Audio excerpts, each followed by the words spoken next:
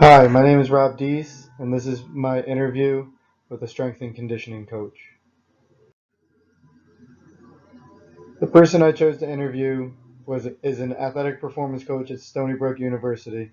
He's currently serving in his third year at Stony Brook as an athletic performance coach, and this is his sixth year in the field. He holds a bachelor's degree in exercise science and a master's degree in nutrition. He's also a former collegiate football player and track and field member. What writing, speaking, collaboration, or technological tasks must you perform on the job?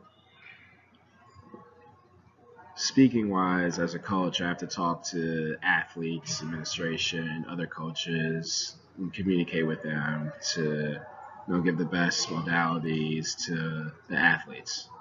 Um, Writing wise, I'm writing programs. Sometimes it's on the fly, so that would be more pen and paper. Other times it would be if I'm prepared on my laptop. And then, every athlete has cards, and I guess that goes into account technological tasks as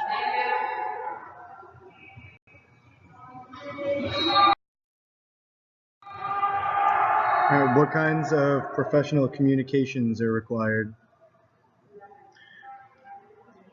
well. So communicating with administration, I have to speak with them more in their language, and then with athletes, in theirs.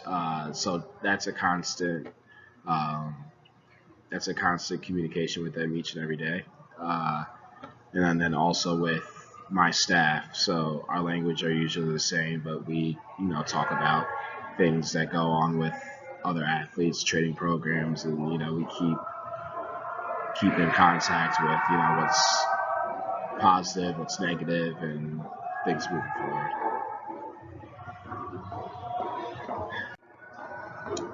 Have you found a particular rhetorical strategy to be more effective than others, and how so?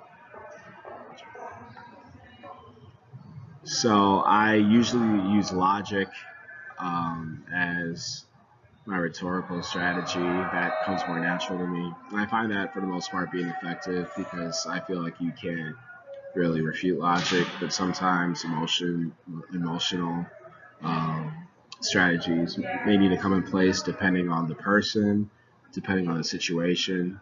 So a mixture of both, but I would say logical would be, in my opinion, more effective. All right. How have you approached communicating the same information to your staff versus your superiors? So information I have usually involves something with athletes, something with nutritionally, whether it's the fueling station or training table.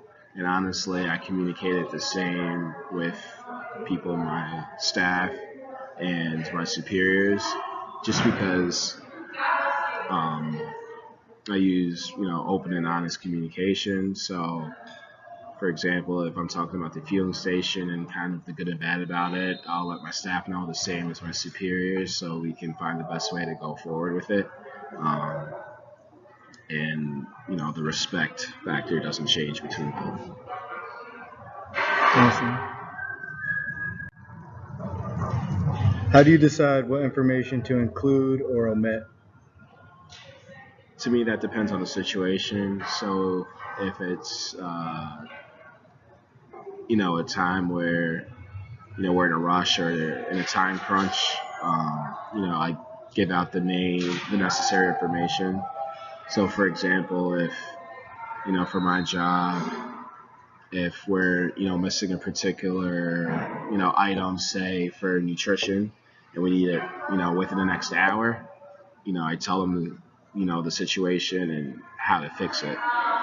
If it's another situation where we need this particular thing in a week or so, I'll give them the reasons why it happened and what we maybe could do to prevent it, and go forward with fixing the situation. Um, that's kind of how I decide.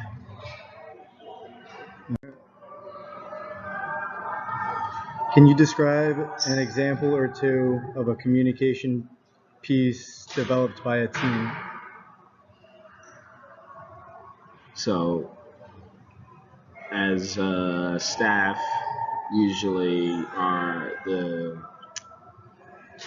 director kind of talks about the things on his mind, the things that need to be addressed, and we all kind of go around pretty freely and give our opinions about whatever topic is discussed. So say, our supervisor says, how should we, fix the weight room based off equipment or, aesthetics, things like that. And we'll kind of share our opinions and build off that. And that's kind of how we communicate as a staff. With athletes in a team, as another example, say after a lift, they come together and, we usually give them kind of like a synopsis of the lift, whether they did a good job or not. And if they didn't, what we can do to further prepare to be better for the next lift, and kind of things, outside of football that they may need to focus on, such as nutrition or their academics or, spending, time with their family, things like that. So, the communication is different between different groups. And what were the challenges of that collaboration, and how did you manage to overcome them? So, starting with the staff, sometimes the challenges there is making sure that you're heard, not necessarily your voice, but kind of like what you actually mean. So, making sure it's not taken, any differently from what you meant. And then when communicating with athletes, I think the biggest challenge is making sure they're actually paying attention and, kind of listening to what you're saying and not kind of just in one ear out the other. So I think little things like eye contact and interjecting your voice and making sure people are tight and are looking at you are good ways to overcome this problem. As a strength coach, how do you go about communicating with sport coaches and trying to relay your ideas? And also, have you ever had problems communicating with certain sport coaches? So communicating with sport coaches, I guess, depends on definitely the sport, but the personality of the coach. So some coaches I've noticed kind of want, direct, you know, uh, questions and answers, not so much detail, and others want, everything. They want to know everything about everything. Um, so I kind of try to figure that out early on. Uh, One slight problem I had with a sport coach when I first started coaching was he had a certain way of improving his athletes, and I had another way, and we both are pretty close-minded about going about that way.